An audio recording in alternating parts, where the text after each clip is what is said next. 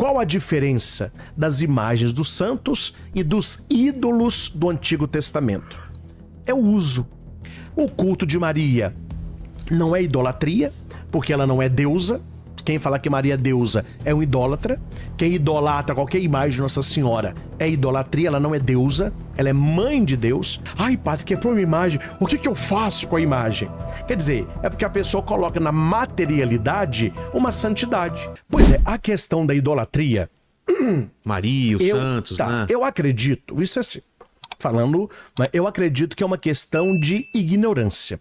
Eu não vou dizer que é má fé, porque se for de má fé, aí não tem o que jeito, fazer. Né? Já é de má fé. Parte do pressuposto que a ignorância ainda tem chance de ser explicada. Mas a ignorância tem jeito de ser explicada. Mas você perguntou dos santos. Então, esse é o culto dos santos. É a imitação das virtudes dos santos. E tem também o poder da intercessão. As pessoas não entendem a intercessão. Vou resumir também, porque é muita coisa, né? A igreja de Cristo, como a gente a vê, ela não é um CNPJ. A igreja, ela se vê como esposa do Cordeiro. Então, eu sou amigo do noivo. Na Bíblia tem essa definição, amigo do noivo. Quem é um amigo do noivo? É aquele que vai conquistar a mulher pro noivo. Eu não vou conquistar ela para mim, mas eu tenho que conhecer o noivo. E eu falo, ele é rico, é bonito, etc. Até que ela se apaixona e case com ele. O padre é o amigo do noivo, que vai apaixonar a humanidade pelo noivo, que é Cristo. Quando você lê lá em Bodas de Caná, a noiva ali é a igreja, a humanidade. O noivo é Cristo. Por isso que ele serve o vinho bom por último. Então, a teologia vê a igreja em uma igreja só, em 3 dimensões. A dimensão militante, a dimensão padecente e a dimensão triunfante. Até bom que eu entro... Pode entrar nisso aqui, Vilela? Claro, claro. É tanta coisa, né? É porque o pessoal pergunta, eu até trouxe anotado aqui, isso aqui eu achei que a gente ia entrar somente nisso aqui, que é a questão dos... que a igreja chama de novíssimos, né? Que é o céu, o inferno e o purgatório. Então, as pessoas que já estão na glória, que alcançaram a glória, é a igreja triunfante. É a igreja, mas estão na glória já, né? Que são os santos. Só que tem um detalhe. Isso aqui tem que ficar claro. Todas as pessoas hoje que são cristãs e que querem entrar no reino de Deus, elas têm que ser santas. Só entra no reino de Deus santo. Qual a diferença dos santos que estão na glória e dos santos que a igreja cultua? Porque eles foram canonizados, eles foram colocados como modelo. Mas a minha avó, ela não foi canonizada, mas eu tenho certeza que ela está no céu. Meu avô, né? Pessoas boas. Então, são santos lá. Então, essa é a igreja triunfante. Nós temos a igreja padecente. São as pessoas que morreram na graça, mas não estão totalmente purificadas. A igreja acredita num estágio final da misericórdia, que é o purgatório. E devemos rezar pelas almas benditas do purgatório. E temos a igreja militante, que somos nós. Nós que estamos... trabalhamos, lutamos, etc. Se é uma igreja só, o que a igreja acredita? Que é uma comunicação entre os fiéis nos 3 estágios. Então, aqueles que são igreja, mas que já estão com Cristo, continuam intercedendo para a igreja ao lado do Cordeiro. A gente vê que quando Pedro foi preso, a igreja orava por ele, para que ele fosse solto. Qual igreja que é essa? Pode ser a militante, pode ser a padecente, que ora por nós para que nós oremos por eles, para que eles tenham o sufrágio, e pode ser a igreja militante. Por isso, a intercessão dos santos, ela acontece, né? Os santos intercedem por aqueles que estão ainda na militância. Então, esse é o culto dos santos. O culto de Maria não é idolatria, porque ela não é deusa. Quem fala que Maria é deusa é um idólatra. Quem idolatra qualquer imagem de Nossa Senhora é idolatria, ela não é deusa. Ela é mãe de Deus, Theotokos, cheia da graça, né, a Virgem Maria. Então nós temos para ela a hiperdulia, que é um carinho especial, porque ela é mãe de Jesus Cristo. E nós temos o mandamento da Mariologia, né, que é Maria apontando para Cristo. Fazei tudo o que ele vos disser. Então, aí nós temos os cultos da igreja. O culto de latria, que é a Trindade, Pai, Filho e Espírito Santo, Deus que é Criador, Filho Redentor, Espírito Santo Santificador. Temos o culto a Nossa Senhora, que é de hiperdulia, um carinho especial por ela ser a mãe de Deus, juntamente com São José, né, patrono da Igreja Universal, e o culto dos santos, que é um culto de imitação. A imagem do santo, como eu explicava, é como se fosse uma foto da minha mãe. Tanto é, Vilela, eu tenho uma imagem na minha igreja lá. Temos imagens belíssimas. Alguém foi limpar a imagem, tropeçou, a imagem quebrou. E aí? O santo que quebrou? Não. Não, a imagem. A pessoa fala, padre, aí está na cabeça de muito católico até hoje. Ai, padre, quebrou uma imagem. O que eu faço com a imagem? Quer dizer, é porque a pessoa coloca na materialidade uma santidade. Então não é necessário. A imagem quebrou, você pode enrolar no jornal, não vai jogar na rua, né? Porque é uma imagem sagrada, mas enrola no jornal, joga no lixo e coloca outra imagem no lugar. Quer dizer, aquela é uma imagem. Ela é abençoada para o culto dos fiéis. Então, e isso que as pessoas precisam entender. As outras práticas que nós temos dos santos na igreja, que muita gente questiona, são duas, que eu falo rapidamente. As procissões e as novenas. A primeira novena que nos ensina são os discípulos, depois da ascensão até Pentecostes. Ficaram 9 dias em oração esperando Pentecostes. Então a igreja coloca um novenário com temas de espiritualidade para que, olhando para o santo, nós queiramos também sê-lo. Essa é a questão das novenas, que as paróquias realizam muitos, né? Tem barraquinha, tem música, etc. E nós temos as procissões, quando a pessoa, né? A gente leva um santo de um lugar para o outro, as pessoas vão rezando. O principal ali é as pessoas entenderem a liturgia. Geralmente deveria ser assim, o santo não vai à frente, o santo ele vai atrás. Quem vai à frente? Um acólito com a cruz, com 2 tochas, as tochas simbolizam a fé e a razão, fides et ratio, a cruz no meio, ela puxa a procissão. E nós vamos andando atrás de quem? Do Cristo. Quer dizer, simboliza o quê? A igreja caminhante. Né? O Evangelho de João é a igreja do caminho, Jesus faz o caminho, né? E o santo vai na procissão representando o quê? Aquele que caminhou conosco e que caminha para nossa santidade. Tem um texto na Bíblia que fala muito sobre isso. Porque eles cultuam um Deus que tem olho e não vê, tem boca, mas não fala, tem ouvido, mas não ouve, tem pé, mas não anda. Eles jogam isso para os santos. Só que o santo não é um ídolo, é essa a questão. As pessoas precisam entender somente isso, né? Se as pessoas colocassem um santo no lugar de Deus, seria idolatria. E eu seria o primeiro a não ser padre, né? Para não me perder cultuando ídolo, né? Mas a igreja ela tem há 2000 anos isso com muita tranquilidade. A questão dos santos e a questão do culto de latria. E por último, só existe santo por causa de Cristo. Se você tira Cristo, qual a razão do santo? O santo não é per si. Né? O santo é um trampolim para Deus. As pessoas que não são católicas precisam entender isso. Só existe santo por causa de Cristo. Que é o único caminho. O único caminho, verdade e vida. Ninguém vai ao Pai senão por ele. Os santos são como se fossem afluentes. Eles apontam o caminho, né? É como se fosse assim, ó, a minha vida, eu estou saindo da minha casa para o reino de Deus. Jesus é o destino. A estrada é minha vida. O carro sou eu. E as placas são os santos. Eles facilitam o caminho, né? Ó, lombada, subida, vai devagar, pode acelerar. Então, quando você conhece a história do santo, na verdade você está conhecendo apenas o que Deus faz no coração daquele que se abre a ele. Entendi. Né? Esse é o culto que a igreja faz dos santos. Primeira coisa, é preciso a pessoa entender uma coisa. Atenção. A diferença de ídolo e imagem. Quando você pega o texto que eles citam muito, Êxodo, o Deuteronômio, não fará para ti imagem de nada, escultura de nada. É preciso entender o contexto do texto. Isso aqui, Vilela, é uma chave maravilhosa para a Bíblia, viu? Conhecer o contexto do texto para ele não virar pretexto. Então existe uma maneira, o contexto do texto para ele não virar pretexto. Muito bom isso. Muito bom. Esse livro aqui, ó, ele é usado por Deus, mas ele é usado por quem? Pelo demônio. Quando o diabo tenta Jesus, ele cita o quê? Bíblia. Então não adianta você ficar usando Bíblia diabolicamente. O que é a palavra diabolicamente? Vem do grego diabalém. Dia é dividir, balém é lançar. Então aquele que lança para dividir.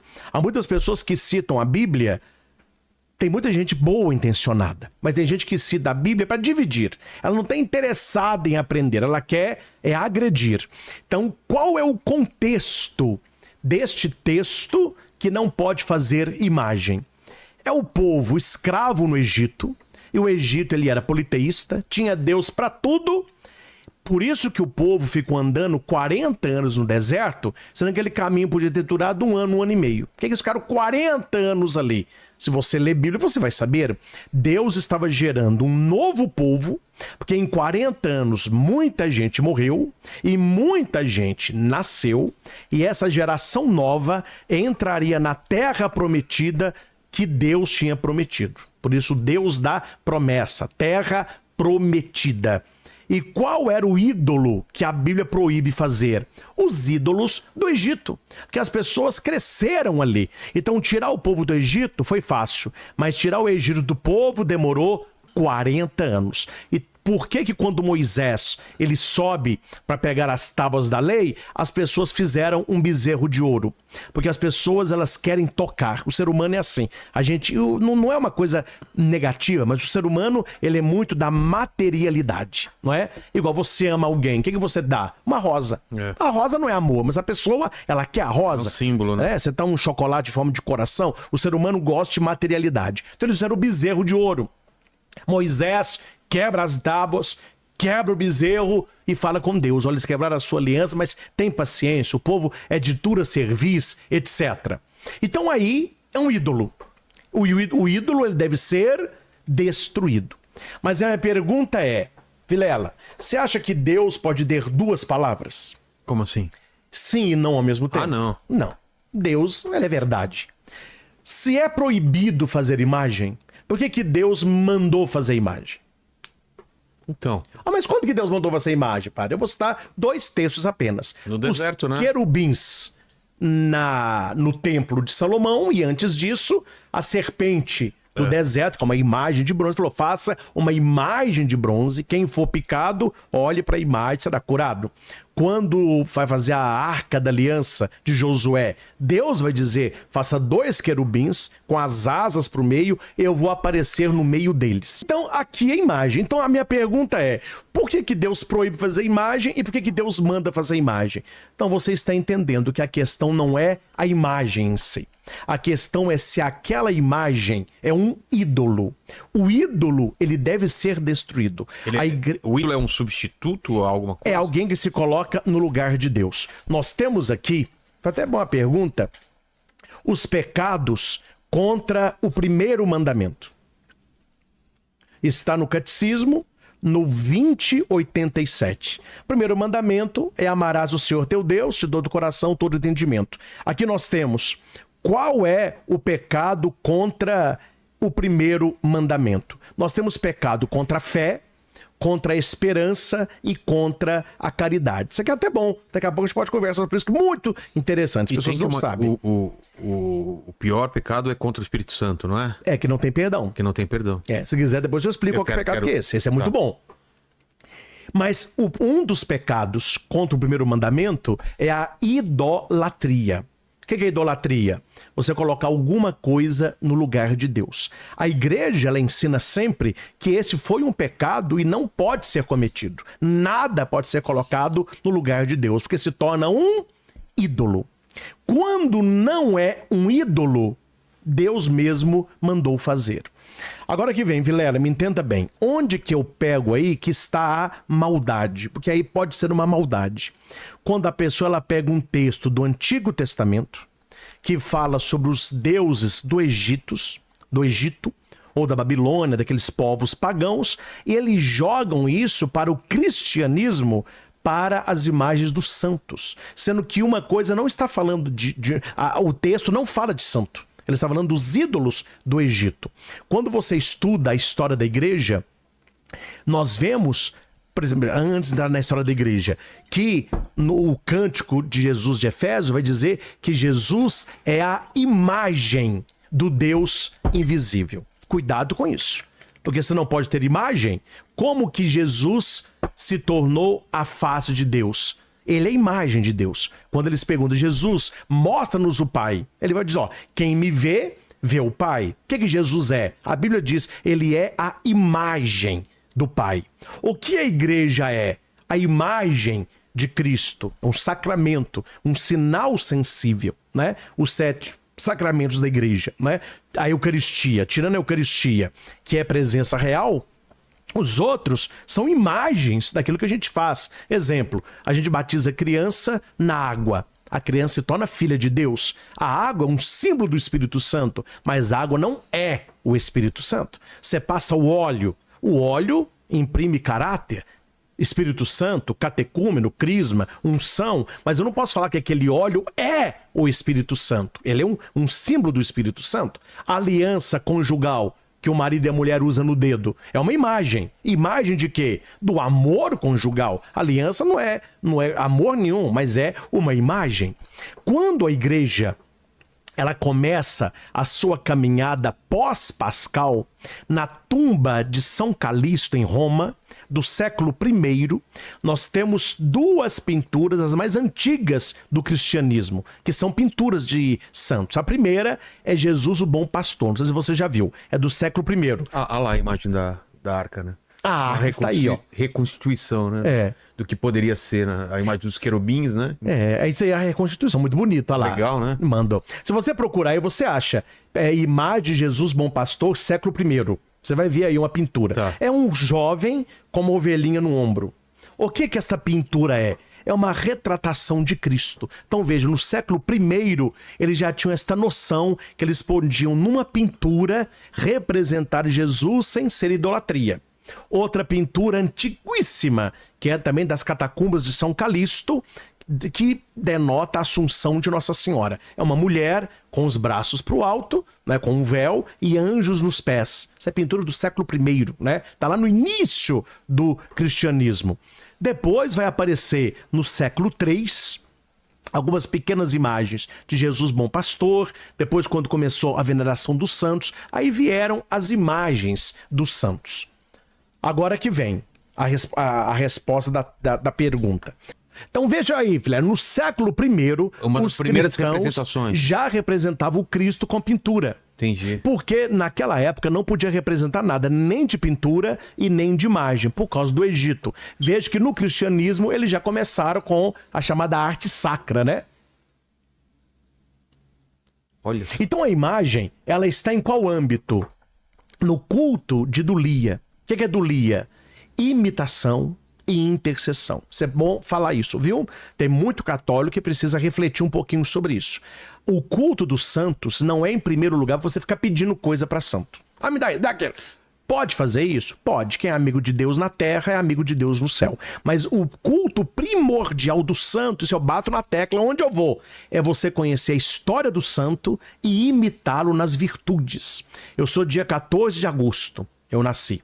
O santo desse dia é São Maximiliano Maria Kolbe. Era um padre polonês. Ele foi um frei. Ele foi para o regime nazista. Ele que fundou a Cidade de Maria, fundou o Milite da Imaculada, não é? Até no Brasil, está lançando um filme agora, Maximiliano Kolbe e eu. Eu sou embaixador desse filme, divulgando aí para as famílias assistirem. E ele sempre rezando, tendo aquela devoção à Nossa Senhora, e chega numa hora lá que eles vão, um fugitivo fugiu, lá do nazismo, né? E o capitão falou, nós vamos matar 10 de vocês se ele não aparecer. E ele não aparece. Então eles colocam 10 para serem fuzilados. Executados. 9 ficaram esperando a bala e um falando, eu não posso morrer, eu tenho mulher, eu tenho filho, eu não posso morrer. Quando eles apontaram o fuzil, o padre Maximiliano foi no capitão e disse assim, capitão. O capitão tirou o revólver e colocou na cara dele. Se você não falar alguma coisa relevante, é a sua última palavra. Falou, não, eu quero que o senhor me mate, eu quero trocar de lugar com ele. Aí ele falou assim, por quê? Porque, ele falou assim, ele é jovem, ele pode trabalhar muito aqui e eu sou velho. Tá bom, pode trocar. Esse homem passou, olhou pro padre Maximiliano, pensou, porque o que eu fiz para ele morrer no meu lugar? Imitação de Jesus, né? E o padre, ele vai para eles foram trancados numa sala para morrer de fome. Todas as outras celas, o pessoal gritava, blasfemava. Nessa cela, todo mundo rezava. Ele foi consolando um por um e foi morrendo um por um. 16 dias depois, sem comida, ele estava vivo ainda. Aí falou com o capitão, falei, ele não morre. Ele falou assim, mas nunca vi alguém que não morre. Então, aplica nele uma injeção letal. Aí, São Maximiliano entregou a vida. Tô te contando isso por quê? Posso até errar, mas conscientemente, Vilela, eu não me lembro, na minha vida toda, de ter pedido nada por intenção de São Maximiliano. Mas eu conheço a história dele e tento imitar as suas virtudes. Como padre, confessor, devoto de Maria. Esse é o culto da Igreja dos Santos. Eles colocam os heróis da fé e falam, ele conseguiu, você consegue. Eu lembro quando era criança que o pessoal fala, são longuinhos. Se eu achar, dou 3 pulinhos. Você sabe quem é esse? Não. É São Longínios. Ah, é? É aquele soldado que furou o coração de Cristo. Porque eles falam, como ele era baixo, ele pulou para furar o coração de Cristo. Aí esse Longínios... Hã? E ele virou santo por quê? Porque na hora que o sangue de Cristo caiu no rosto dele, ele caiu e levantou os braços e disse, verdadeiramente este é o Filho de Deus. Ele se converteu ali. Caramba. Né? E aí, gostou do vídeo? Então já deixa o like e compartilha com a galera. E não esquece de se inscrever no canal e ativar o sininho, porque tem vídeo novo todo dia às 8 da noite.